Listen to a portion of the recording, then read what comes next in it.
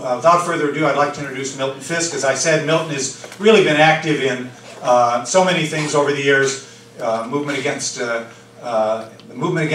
movements against the wars that this country has been involved in, concerned with labor issues. He's been a really important figure at times in the Bloomington labor movement there and on the Labor Council. And he's also a person really deeply concerned about issues of public welfare, public health, and is an old friend, and I feel so personally glad to see him here. So welcome, Milton Fisk, to speak. I first want to say a few things about myself and how the things that I'm involved in relate to what's going on here in Ohio. I was first involved in the healthcare reform movement in the early 90s. And I think many of you were probably involved at that time too. That was the time when people began to think that there may be the possibility of getting single-payer health care for the country. That morphed into the Clinton bills, and then we set out for another decade to wait for something to happen that would revive our hopes again. I'm a member now of a group called Hoosiers for a Common Sense Health Plan. It has a kind of down-home ring that was a title that was given to us by a philosophy professor who had a very good sense that putting Hoosier in that title might attract more people than were simply at the university. The Hoosiers for Common Sense Health Plan is a sister organization in relation to SPAN here in Ohio.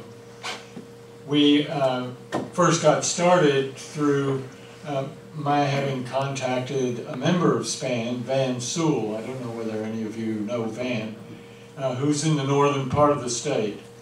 And he was a former student of mine, and I think now is a CWA organizer. Myself and an emergency room doctor founded Hoosiers for Common Sense Health Plan. We now have chapters in 7 cities in Indiana. We have been to most of the labor councils in the state and now have endorsements from most of those councils as well as from the State Federation of Labor. Many of those endorsements, as you know, are, as we were just told, they were simply paper endorsements. We had an endorsement at the last AFL-CIO convention of single payer, but that didn't change the kind of lobbying that the AFL-CIO is doing in Washington. Everybody thought that was great. It was the first endorsement they'd given since they gave up single payer in 1990. I want to talk on topics that may not be easily related, but what I'm going to try to do is to show some dimensions of this healthcare crisis that we're in and some ideas for how to look at it from a bit of a distance.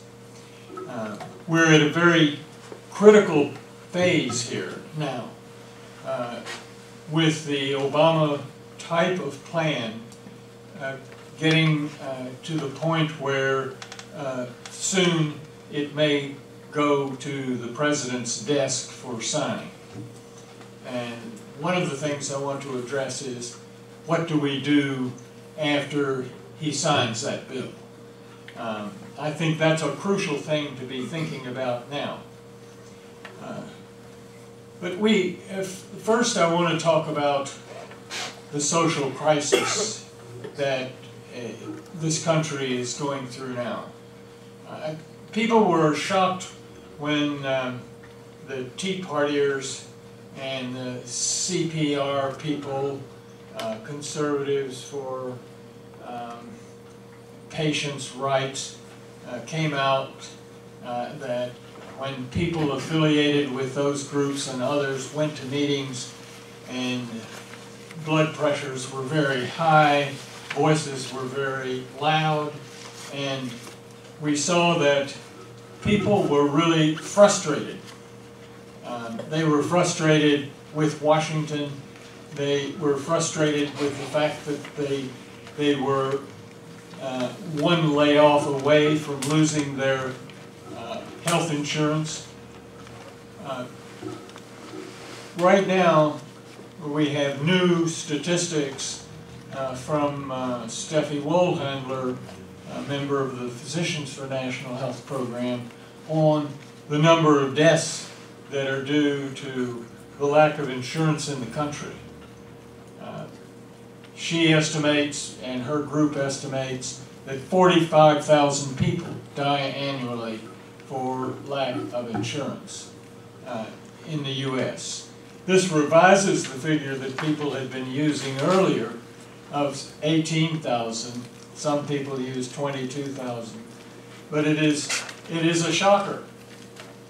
Now, you have to imagine that many people who are not necessarily associated with those who die as a result of lack of health care through lack of insurance, that these people are wondering to themselves, who can they trust when something so vital as their health care is not something they see reflected in the community?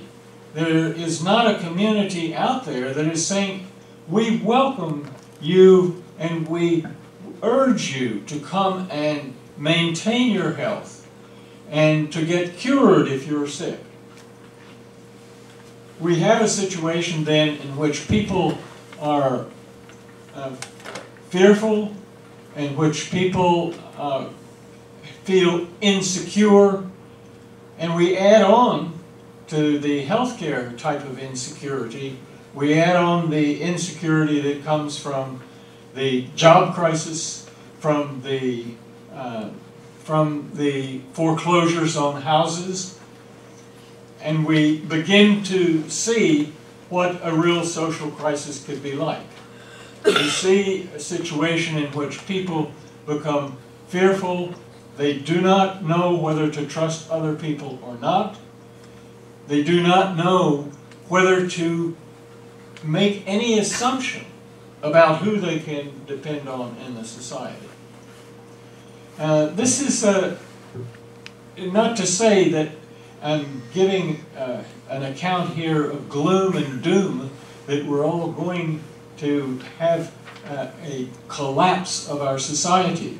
But I'm saying there are tendencies in it now that we have to reckon with and we have to try to do something about. I went to one of the town meetings, which I'm sure some of you went to in the month of August, when the representatives came home from Washington to talk about health care to their constituents. And it was a meeting of about 800 people in a high school auditorium. And from the very start of the meeting, it was quite clear that there were many people who were not just angry at Washington, but they were angry at other people in the room. They were people who were scared. One young woman got up and said, I had to admire for her courage. She said, I work hard to have health insurance, and I am not about to allow any money that I make go to giving anybody else health insurance. There was a real hush in that audience when she said that. You would have expected that, you know, there would be a bunch of high-flying liberals around who said, shame on you. No.